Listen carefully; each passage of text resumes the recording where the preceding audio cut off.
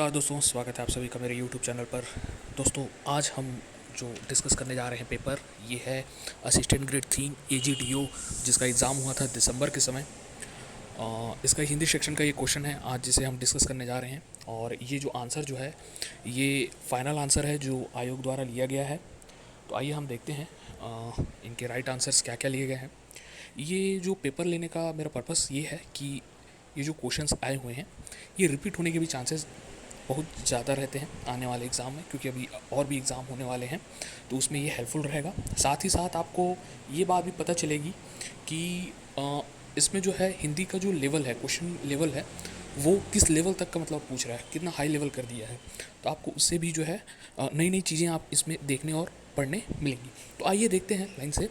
ठीक है, सबसे पहला आप क्वेश्चन देख सकते हैं कि समासिक शब्दों का संबंध व्यक्त कर दिखाने की रीति को क्या कहते हैं। आप ऑप्शन देख सकते हैं। मैं डायरेक्ट अब राइट आंसर बताऊंगा। विग्रह, विग्रह कहते हैं। ठीक है, उसके बाद है वर्जिश। वर्जिश शब्द किस समास का उदाहरण है? तत्पुरुष समास, कर्मधारय, द्विगु या अवयवी भाव। तो राइट आंसर आपको दिख ही रहा है, अवयवी भाव। उसके बाद दिया हुआ है जिस व्यधिकरण समास में पहले पद की विभक्ति का लोप नहीं होता उसे कहते हैं। आपके ऑप्शंस हैं अलुक समास, उपपद समास, निय तत्पुरुष समास या प्राधि समास। तो आपका राइट आंसर होगा वो होगा अलुक समास। अब आप यहाँ पे नई चीज़ ये देख रहे होंगे कि समास में भी और नए आपको समास के नए प्रकार देखने मिल रहे होंगे, जैसे अलुक समास, उपपद समास, निय तत्पुरुष समास, प्राधि समास। तो ये आपको कहाँ से पढ़ना है या इससे कंटेंट जो है आपको कहाँ मिलेंगे, इस वीडियो के मैं लास्ट में बताऊँगा। उस बुक को आप ज़रूर पढ़ के जाइएगा। फिलहाल मेरे इस वीडियो में बने रहिए, आगे हम और भी देखते हैं कि क्या क्या नई चीज़ें आपको जानने मिलती हैं। नेक्स्ट क्वेश्चन है नून मिर्ची किस समास का उदाहरण है? अवयवी भाव, तत्पुरुष समास, द्वंद्व या द्विगु। तो नून मिर्ची मतलब और नून और मिर्ची ऐसा कुछ लग रहा है शब्द पढ़ने से ही, तो ये द्वंद्व समास का ही उदाहरण हो सकता है। नेक्स्ट है देखिए दोस्तों, ये जो आंसर है ये फाइनल आंसर है जो आयोग द्वारा लिए गए हैं। ओके, तो जो भी लिया गया है आयोग द्वारा इसे ही आप फाइनल समझिए, है ना, और उस हिसाब से आप प्रिपेयर करिए। नेक्स्ट है हिंदी शब्द भंडार का शब्द कारज निम्न में से किस भेद के अंतर्गत शामिल है? तत्सम शब्द, तद्भव शब्द, अर्ध तत्सम शब्द या शंकर शब्द। तो राइट आंसर है कारज जो है वो तत्सम शब्द है। ठीक है, तत्सम शब्द वो शब्द होते हैं जो संस्कृत से डायरेक्ट लिए जाते हैं। ठीक है, तो ये जो है आपके हो गए तत्सम जो है शब्द उदाहरण होगा कारज। ठीक, नेक्स्ट क्वेश्चन है आपका है निम्नांकित में से तद्भव शब्द नहीं है, कौन सा नहीं है? आपके ऑप्शंस हैं करम, घोड़ा, काम, आखर। ठीक है, तो तद्भव शब्द नहीं है तो है करम। करम जो है वह तद्भव शब्द नहीं है। ठीक, नेक्स्ट दिया हुआ है नीचे दिए गए शब्दों में से देशज शब्द हैं, कौन से हैं? आपके ऑप्शंस हैं अगिन, रात, बाड़ा, ठेस। तो इसमें जो देशज शब्द है वो है ठेस। देशज शब्द पहचानने का सबसे बेहतरीन उदाहरण है जो कॉमन और लोकल लैंग्वेज में जो चीज़ें यूज़ की जाती हैं वही शब्द जो होते हैं वो देशज शब्द होते हैं, जिनकी उत्पत्ति का कोई भी स्रोत प्राप्त नहीं होता है, याद रखिएगा। ठीक है, नेक्स्ट है आपका है निम्न में से हिंदी शब्द भंडार में शामिल विदेशी यानी आगत शब्द कौन से हैं? यानी कि जो विदेशी शब्द हैं जो हिंदी में बोलचाल की भाषा में जो है मिक्स हो चुके हैं। ठीक है, आइए देखते हैं। ऑप्शन है आपके चट, टर्राना, अक्षर, हलवा। तो इसका जो राइट आंसर होगा वो होगा हलवा। हलवा जो है वो क्या है? विदेशी शब्द है। नेक्स्ट है टीका। टीका शब्द का लिंग क्या है या कौन सा लिंग है? तो यह जो है जो फाइनल आंसर है, देखिए जो रेड पेन से लगा हुआ है ऑप्शन बी उभयलिंग, वो जो है इसका राइट आंसर है। नेक्स्ट है आपका है निम्नलिखित में से बहुवचन शब्द हैं। आपके ऑप्शंस हैं ऑप्शन ए में दिया हुआ है दर्शन, अक्षत, बी में है प्रत्येक, हरेक, तीसरा ऑप्शन है औकात, तवारिख और डी है आपका उपरोक्त सभी। तो इसका जो राइट ऑप्शन जो लिया गया है बहुवचन वह है दर्शन और अक्षत। ठीक, याद रखिएगा इसको, बहुत इंपॉर्टेंट है ये प्रश्न जो है पहले भी एग्ज़ाम में व्यापम ने पूछा है। ठीक है, उसमें जो ऑप्शन था वो था दर्शन था, लेकिन अभी जो है देखिए आपको ऑप्शन क्या है, डबल डबल ऑप्शन दे रहे हैं। ठीक है, तो जब आप पढ़ें तो ध्यान रखिएगा कि आप मैक्सिमम से मैक्सिमम शब्दों को याद रखें। ठीक है, कि बहुवचन जो है और कौन कौन से शब्द हैं। ठीक है, नेक्स्ट क्वेश्चन है वर्तमान काल के कितने भेद हैं। ठीक है, तो आपके ऑप्शन दिख ही रहे होंगे, 2, 3, 4, 5। ठीक है, तो इसका जो राइट आंसर है वो है 5। देखिए अब मैं यहाँ पे आपको ट्रिक बता रहा हूँ। ये जो ट्रिक लिखा हुआ है आपका 653 जो है ये प्रकार है, काल के प्रकार हैं। सबसे पहला होता है आपका भूतकाल, उसके बाद आता है वर्तमान काल और उसके बाद आता है भविष्य काल। तो उनके प्रकार की अगर हम बात करें तो भविष्य काल के जो प्रकार हैं वो कुल हैं 6, आप यहाँ से देख सकते हैं। उसके बाद है वर्तमान अगर काल के अगर हम भेद की बात करें तो वो होते हैं 5, और भविष्य काल के प्रकार की बात करें तो वो होते हैं 3। तो ये आप ट्रिक याद कर सकते हैं। 300 सॉरी माफ़ करिएगा 653 इसका ट्रिक है। ठीक, आई होप ये चीज़ आपको समझ में आ गई होगी। ठीक है, हिंदी में भी थोड़ा बहुत ट्रिक बना करके याद करना चाहिए। ठीक है, चलिए नेक्स्ट देखते हैं। क्रिया के जिस रूप से यह पता चले कि वह भूतकाल में हो सकती थी किंतु किसी कारण नहीं हुई है, उसे किस काल की क्रिया कहते हैं। आपका राइट आंसर है हेतु हेतु मत भूत। ठीक है, इसमें कोई क्रिया होने वाली थी लेकिन नहीं हो पाई। ठीक है, किसी कारणवश। ठीक है, नेक्स्ट क्वेश्चन है आपका है निम्नलिखित में से कौन सा शब्द शुद्ध है। तो इसमें है आंसुओं, जो ऑप्शन ए है, यही जो है वह शुद्ध शब्द है। निम्नलिखित में से नेक्स्ट क्वेश्चन है निम्न में से कौन सा शब्द वर्तनी की दृष्टि से शुद्ध है। तो आप द्वंद्व ये जो है आप देख लीजिएगा, द में व न और द में फिर व, ये वाला जो है वो करेक्ट आंसर है। ठीक, नेक्स्ट क्वेश्चन है आपका है नीचे दिए गए शब्दों के सम्मुख उनके दो दो अर्थ लिखे हुए हैं, एक शब्द के सम्मुख के दो में से एक शब्द सही अर्थ का घोतक नहीं है, उस विकल्प का चयन कीजिए। ठीक है, यानी कि आपको एक वर्ड दे दिया गया है और उसके सामने जो है दो दो मीनिंग्स लिख दिए गए हैं। ठीक है, उन दोनों मीनिंग से आपको ये वो करना है कि वो दोनों मीनिंग्स या तो दोनों सही हैं या तो दोनों गलत हैं, या दोनों में से कोई एक गलत है एक सही है। तो आपको इसमें से आइडेंटिफाई ये करना है कि दोनों में से कोई एक शब्द सही अर्थ घोतक नहीं है। ठीक है, कौन सा सही नहीं है, तो वो है निविष्ट। निविष्ट जो है वो सामवेद में वर्णित एक प्रकार का मंत्र है, एक प्रकार का अर्थ अलंकार है, ऐसा नहीं है। ठीक है, तो राइट आंसर होगा निविष्ट का मतलब कुछ और होता है, ये नहीं होता है। ठीक है, याद रखिएगा। नेक्स्ट है आपका दिया हुआ है नीचे दिए गए वाक्यों में से शुद्ध वाक्य का चयन कीजिए। तो आपका जो शुद्ध वाक्य है वो है वह व्यंजन बना रही थी। बाकी में कहीं ना कहीं जो है वो एरर है, अशुद्धियाँ हैं। ठीक है, अगला है आपका है मुहावरे लोकोक्तियों को उनके अर्थ के साथ सम्मिलित कीजिए। तो ये आप देख सकते हैं अरणोदन, ज्यों ज्यों भीजे कामरी त्यों त्यों भारी होए। उसके बाद है आकाश गंगा में नहाना। ये शब्द दिए हुए हैं और इनके जो अर्थ हैं आपको सेकंड कॉलम में मिल जाएंगे। हंसा थे सो उड़ गए, हंसा थे सो उड़ गए, काग भय दीवान। ठीक है, तो ये आपके शब्द हैं और इनके जो आपके जो लोकोक्ति हैं इनका जो मायने हैं। ठीक है, मुहावरे या लोकोक्तियों का जो मायने हैं वो आपको दूसरे कॉलम में दिया हुआ है। जैसे पहला दिया हुआ है निरर्थक कार्य करना, दूसरा है ऋण नहीं चुकाने पर वह तेजी से बढ़ता है, असंभव कार्य को संभव बनाने की चेष्टा, अगला है योग्य व्यक्ति के स्थान पर अयोग्य व्यक्ति को अधिकार मिलना। तो इस प्रकार आप जो है मैच द कॉलम कर सकते हैं इनके मायने को। हम शायद सीधा राइट आंसर देखते हैं, वो है 1 2 3 4, यानी जिस सीक्वेंस में जमा हुआ है वो होगा ये है। ठीक है, आई होप ये क्लियर हो गया होगा। नेक्स्ट क्वेश्चन की तरफ बढ़ते हैं। नेक्स्ट क्वेश्चन है मुहावरों के संदर्भ में कौन सा कथन सही है। तो मुहावरा क्या होता है, मुहावरा जो होता है वो होता है वाक्यांशता है। ठीक, नेक्स्ट क्वेश्चन है निम्नलिखित वाक्य के अतिरिक्त वाक्य के रिक्त स्थान की पूर्ति के लिए उचित एवं सटीक मुहावरा कौन सा होगा। ठीक है, चोरी करते हुए पकड़े जाने पर सिवाय खालिस्तान के और क्या होगा। तो इसका राइट आंसर होगा पानी गंवाने। पानी गंवाने के और क्या होगा, तो इसका पूरा वाक्य जो होगा चोरी करते हुए पकड़े जाने पर सिवाय पानी गंवाने के और क्या होगा, ये पूरा वाक्य है। ठीक,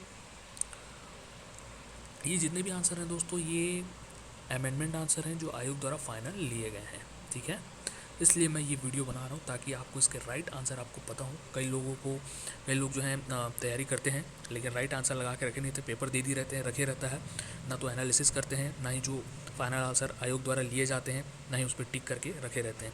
तो मेरा ये प्रयास है कि आपको एटलीस्ट जो है सही जो आंसर है वो आपको मिले, ताकि आपकी जो प्रिपरेशन है उसमें और आपको और अच्छे से क्लैरिटी आए कि हाँ आयोग ने ये आंसर लिया है फाइनल, और जो है अगर क्वेश्चन रिपीट होते हैं तो आपसे बनने चाहिए। ठीक है, अगला क्वेश्चन देखते हैं। नेक्स्ट क्वेश्चन है कि निम्नलिखित में से मुहावरों में किन दो मुहावरों का अर्थ लगभग समान है?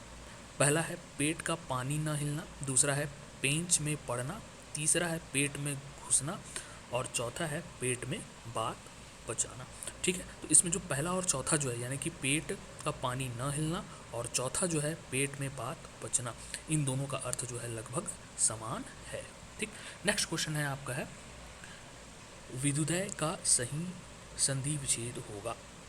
ठीक, तो संधि विच्छेद जो है वो सही है, वो है ऑप्शन बी, विधु धन उदय। जो ध है उसमें जो है छोटू की मात्रा होगी, ये आप ध्यान रखिएगा। देखिए ऑप्शन में दोनों दिया हुआ है, ऑप्शन ए को देखिए और ऑप्शन बी को देखिए, तो आपको क्लियर होगा कि जो ऑप्शन ए है वो गलत है, ऑप्शन बी जो है वो सही है। यानी कि आपकी जो मात्रा है आपको यही चीज़ें ध्यान से पढ़नी है। देखिए कितना बारीकी से ये क्वेश्चन को दिया हुआ है। तो जब भी आप संधि विच्छेद पढ़ें तो आप इनका ध्यान ज़रूर रखें। ठीक, संधि पढ़ते समय साथ ही साथ वर्तनी, ये दो चीज़ में जब आप पढ़ें तो आप जो मात्राएं हैं उनका ध्यान ज़रूर रखें। ठीक, क्वेश्चन वहीं से ही देता है। अगला है अजंत का सही संधि विच्छेद क्या होगा? ठीक, तो इसका राइट ऑप्शन है अच, ऑप्शन डी है अच धन अंत। ठीक है, ये इसका राइट आंसर होगा। ठीक, नेक्स्ट है अभिषेक का सही संधि विच्छेद क्या होगा? तो इसका जो सही संधि विच्छेद होगा वो होगा ऑप्शन सी, अभि धन शेक। ठीक, शब्दों को ध्यान में रखिएगा, किस स की बात कर रहा है वो। ठीक है, नेक्स्ट क्वेश्चन है इनमें से कौन सी विशेषता संधि की नहीं है? तो ऑप्शन डी जो है वो है संधि में दो पदों का योग होता है। ठीक है, ये जो है दो पदों का योग जो होता है वो संधि में नहीं। ठीक है, ये जो है उसकी सही विशेषता नहीं है। ठीक है, तो क्या क्या है पढ़ लेते हैं। संधि निरर्थक अक्षरों से सार्थक शब्द बनाती है। दूसरा है संधि में प्रायः शब्द का शब्द का रूप छोटा हो जाता है। संधि का विच्छेद होता है। ठीक है, तो ये संधि की विशेषताएं हैं। हो सकता है इस ऑप्शन से आने वाले समय में क्वेश्चन भी बना के पूछ सके। ठीक है, तो याद रखिएगा। ठीक है, कि ये किसकी विशेषता है, संधि की है, समास की है, विशेषण की है या किसकी है। ठीक, याद रखिएगा। नेक्स्ट क्वेश्चन है संसार की किस भाषा में पूरे के पूरे शब्द हैं जिनके एक भी स्वर नहीं है? तो जो व्यापम ने लिया है वो है अफ्रीका की भाषा। ठीक, नेक्स्ट क्वेश्चन है आपका है ममर स्वर का दूसरा नाम है? तो ये है अर्धघोष शब्द। ठीक है, देखिए आपको नई चीज़ें देखने मिली हैं, अर्धघोष, पूर्ण घोष, मौखिक और जपित, ये नए शब्द आपको देखने मिले हैं। ठीक है, स्वर, मर्मर स्वर का दूसरा नाम। ठीक है, तो याद रखिएगा ये सब नई चीज़ें हैं, इसीलिए मैं ये वीडियो बना रहा हूँ ताकि आपको पता चले, और जब भी आप किताब पढ़ें तो ध्यान से आप उन्हें पढ़ें और मार्क करके रखें। ठीक, ढ किस प्रकार का व्यंजन है? ये जो है वह उच्छिप्त है।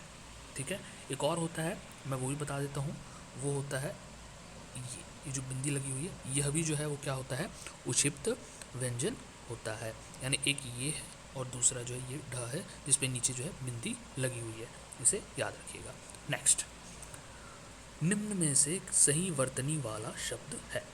तो इसमें जो है वो है ऑप्शन सी, मुमुक्षु, ये जो है आपका सही शब्द है। उसके बाद है नेक्स्ट क्वेश्चन है जल शब्द का पर्यायवाची शब्द नहीं है? तो ये जो है आपका राइट आंसर है, कलत्र जो है वह नहीं है।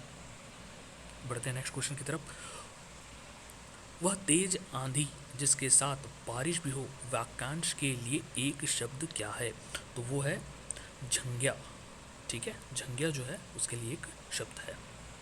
नेक्स्ट है यमुना का पर्यायवाची शब्द नहीं है? तो इसका राइट आंसर होगा कौस्तुभ। कौस्तुभ जो है वो यमुना का पर्यायवाची नहीं है। तो यमुना के पर्यायवाची क्या क्या है?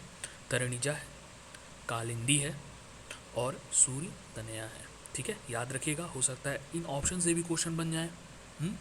कि कालिंदी जो है किसका पर्यायवाची है, या सूर्य तना जो है वो किसका पर्यायवाची है। ठीक है, तो इस प्रकार से क्वेश्चन को आजकल घुमा करके जो है पूछे भी जा रहे हैं, ऑप्शन से क्वेश्चंस बन जा रहे हैं, ये भी याद रखिएगा।